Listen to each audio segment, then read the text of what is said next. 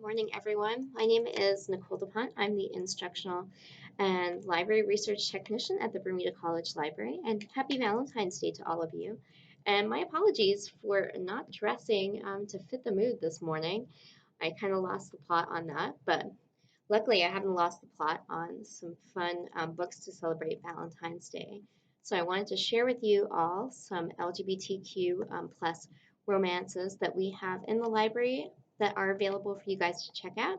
So if you're feeling in a romantic mood and feel like taking a trip to the BC Library, we have lots of great stuff for you to check out.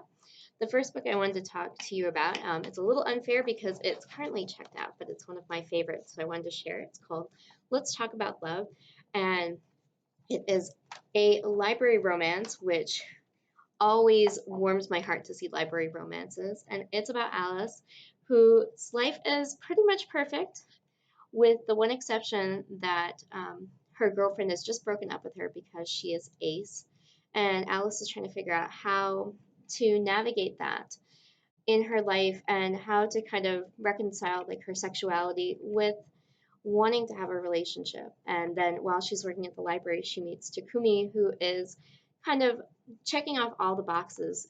And Alice would really like that to work, but she's not sure whether he is interested for the long haul. So it's the story of how they come together, and of course lots of library hijinks and lots of friendship hijinks around along the way, which is really fun.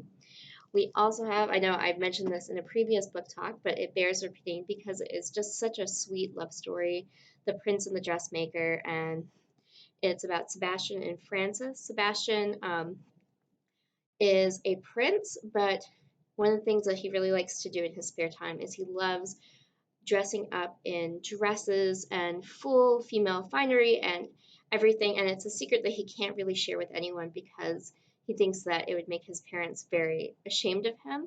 And he meets Frances, who's a very talented tailor who kind of breaks the rules. And they team up together to basically create Lady Crystalia, Sebastian's alter ego, and Frances designs all of the fashions. But just as things are starting to go really well for them, then the problem comes where they have to kind of reconcile whether keeping Sebastian's secret is something that they can do, and it means that Frances can never get credit for her art and her talent, and whether they love each other enough to weather that storm. So it is a wonderful, heartwarming story. It's one of those ones that you can just read again and again, and it just makes you feel all warm and fuzzy inside. So I hope that you'll come to the library and pick it up. And here's one that I just finished reading. If you are somebody that really likes all of the drama, this book is definitely for you. It's May the Best Man Win. And it is about Jeremy, who has just come out to his high school as his real self. So he has taken up his new name. He is emerging. He's always been captain of the cheerleading squad. He used to be part of the, number one most popular couple in school. And now he has broken up with his ex Lucas because he doesn't think that Lucas is going to be all right with his, real identity. And so the two of them decide, both, out of a lot of like hurt that's come out of their previous relationship and trying to deal with all of their stuff, that they are both going to run for prom king, or homecoming king, I should say. And so they have a lot of hijinks when they kind of like step on a lot of toes to try and get there. And they are always like not always very nice to other people in their quest for glory. And they're also kind of dealing with all the emotions that go along with having a breakup of somebody that you thought you'd be with forever. And so it's messy, it's difficult, but it is a really compelling story. It's one of those ones that you just like gobble up like really, really quickly. And I think I read this in about a day because I just had to see what happened next. So if you like kind of all the drama, all like the messy, like, this book is a really hot mess, but like an excellent story. So I hope you'll pick that one up at the library. And here we have one of my all-time favorites. This is the first volume, and we have ordered volumes 2, 3, and 4, and 5 is not yet out yet, but we are going to be getting it for the library. It's called Heartstopper by Alice Oseman, It's one of my all-time favorites. I think I've reread this just countless times.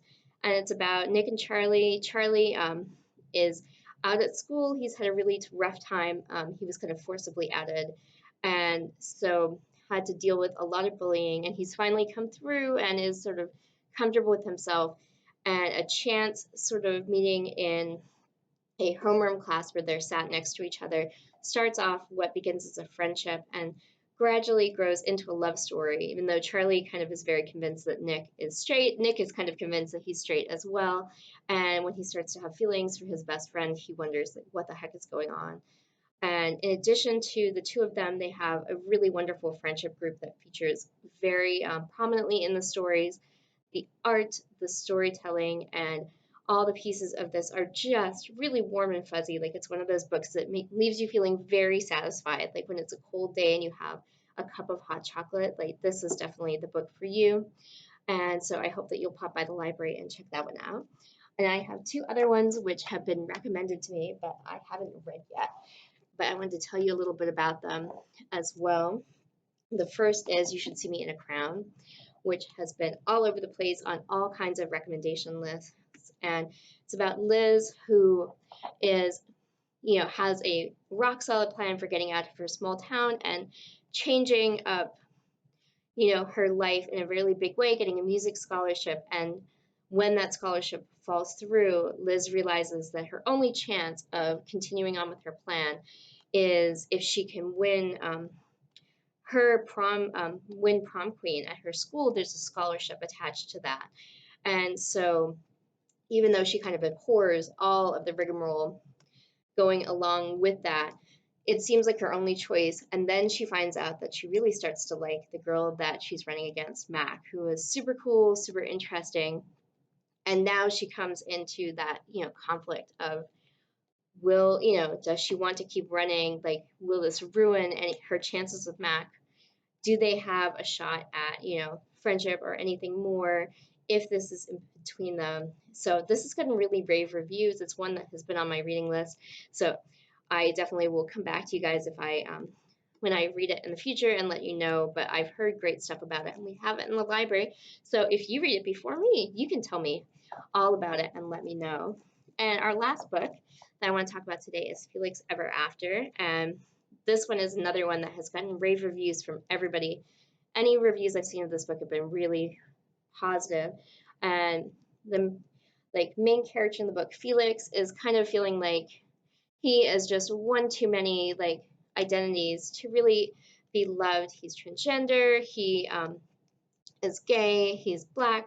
He really feels like maybe that's just too much for any one person to kind of take on, and he starts being kind of harassed by somebody, and so he decides that he is going to catfish this person and expose them. But in the course of this, he kind of finds himself in a love triangle that he didn't intend on. And so I know this is one I've been really looking forward to reading, so I wanted to include it because also so many people who have read this book have just fallen in love with it. And it is in our collection here, so I hope that you'll stop by the library and read it. And we do have lots of other wonderful books here too, and of course we have fiction, nonfiction, and a whole gauntlet of other things. So whatever makes you feel warm and fuzzy this Valentine's Day, I'm sure the BC Library has something for you. And certainly we're also here to help if you have any kind of research needs or you have any kind of book needs. We are here for you. Have a wonderful Valentine's Day, everyone, and take care. Happy reading!